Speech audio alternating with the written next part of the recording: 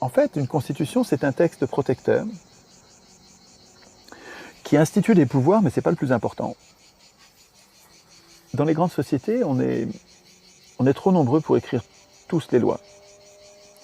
Dans une commune, on pourrait voter nous-mêmes nos lois, mais au niveau d'une région, d'un pays, d'un continent ou de la planète, on va avoir besoin de représentants. On voudrait bien ne pas avoir de représentants, peut-être, encore que je suis sûr qu'il y a plein de gens qui veulent avoir des représentants parce qu'ils ne veulent pas s'occuper de ça. Mais même si on voulait légiférer nous-mêmes, on est trop nombreux, on n'y arriverait pas, on a besoin de représentants. Et donc la Constitution décide comment on désigne ces représentants, qui vont être les acteurs politiques, comment on les contrôle, comment on garde la main sur eux,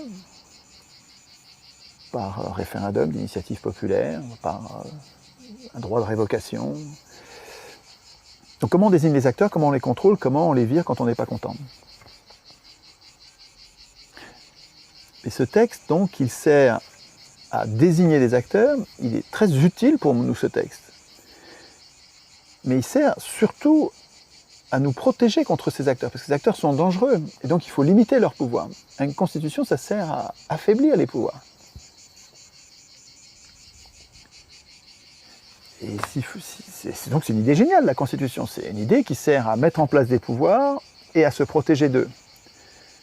Mais si on veut que le texte limite leur pouvoir, il ne faut pas que ce soit les pouvoirs eux-mêmes qui écrivent, sinon ils vont faire des fakes, ils vont faire des fake constitutions, ils vont écrire des fausses constitutions dans lesquelles il n'y a pas de limite à leur pouvoir, parce qu'ils ont un intérêt personnel, et c'est ça qui se passe.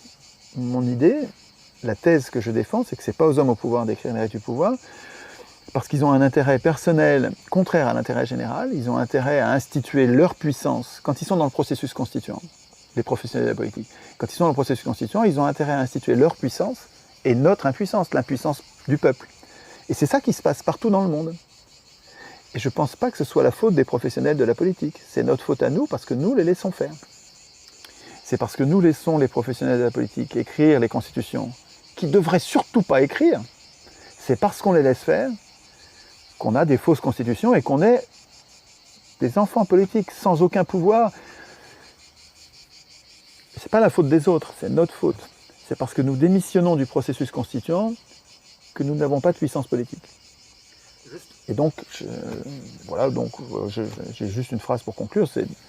L'idée forte que je défends, c'est que si on veut une vraie constitution, il faudrait qu'on l'écrive nous-mêmes. Donc, il faut qu'on s'entraîne. Donc, il faut qu'on fasse des ateliers constituants populaires, pour que les gens fassent ce minimum de politique. Une fois qu'ils auront été constituants et qu'ils auront mis en place une vraie constitution avec des pouvoirs contrôlés, ils pourront rentrer chez eux et faire très peu de politique, juste le minimum pour surveiller que la Constitution est appliquée.